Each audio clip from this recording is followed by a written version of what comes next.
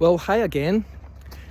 I'm talking this week about why is it that people, especially people who really want to be committed in their faith and committed to God, why do they resist spiritual growth so much? My name is Martin Trench. You can find out more about me on martintrench.com. Check out my teaching ministry on school, my books on Amazon, and my podcast with Michelle Cuss on YouTube, Spotify, and all of the other places. You'll find it all at martintrench.com. So last video I shared a little bit about my story and why because of the circumstances of my story, I was able to not fall into that trap. But having been a pastor for 38 years, I saw many people who struggled in their faith because of this thing. And one of the reasons that we struggle with spiritual growth is because instead of being taught spiritual growth, we have been taught discipline, personal discipline instead. That if you really want to be a committed Christian, you have to be disciplined. It's hard work. You know, you'll hear people saying, Christianity's not for the faint-hearted and all of these kind of things. It's hard work to be a Christian. Instead of, we can rest in the finished work of Christ. No. You can't rest. It's hard work. It involves discipline. It involves a strong work ethic to be a Christian.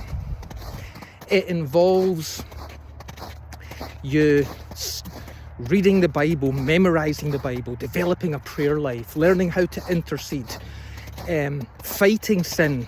And you fight sin by becoming legalistic and trying to obey Old Covenant laws. Old Covenant laws that Paul said were a ministry of death, a ministry of condemnation, put a veil over our eyes, and are a curse that Christ redeemed us from. But no, Christians want us to follow them. Hold on a sec, my dog has ran off. Pippin! This way! And fighting the devil, praying against principalities and powers, getting into dualism instead of resting in the fact that Jesus has already defeated all evil. But we get into all these things, attending church every time it's open, attending the prayer meeting, you know, something that isn't even in the Bible, attending seminars and conferences, volunteering, serving in this team, serving on that team, being part of a small group, having an accountability partner. I mean, my goodness, sometimes you think you're putting your faith in Jesus, and then a couple of weeks later it feels like you had signed up for Amway or something, and these people are going to drain you dry so that they can build their little kingdom. All of that discipline, all of that hard work has nothing to do with spiritual growth. And so, can I encourage you, beware of teachers and influencers who are going to tell you that you have to obey laws, that there are laws that you need to obey. There are no laws. Jesus took the handwriting of ordinances and nailed them to the cross. The only law that we live under now is the law of love. Jesus was clear about that. Paul was clear about that.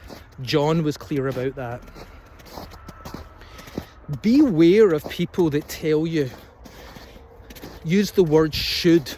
You should do this. You should do that. You should obey laws because that's the only way to stop sinning. You should be at church every time the doors open. You should break away from all of your non-Christian friends. Whatever it may be. None of that is spiritual growth. All of that is human effort. Jesus said the kingdom of God grows like this. It's like a man who planted a seed in a field And after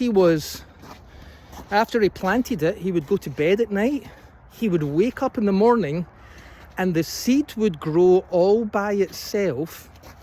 He knows not how. First the stalk, then the corn, then the full ear in the corn. And so that 3 stages of growth is actually what the Bible teaches us about our personal spiritual growth. We'll get into it in the last video.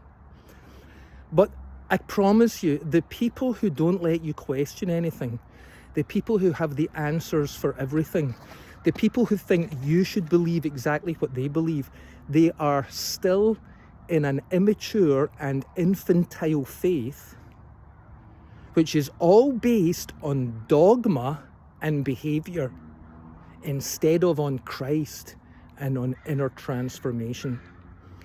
So discipline is not the way, legalism is not the way, literalism is not the way. The natural growth process that God has put in our hearts is the way. We'll talk about that in the next video.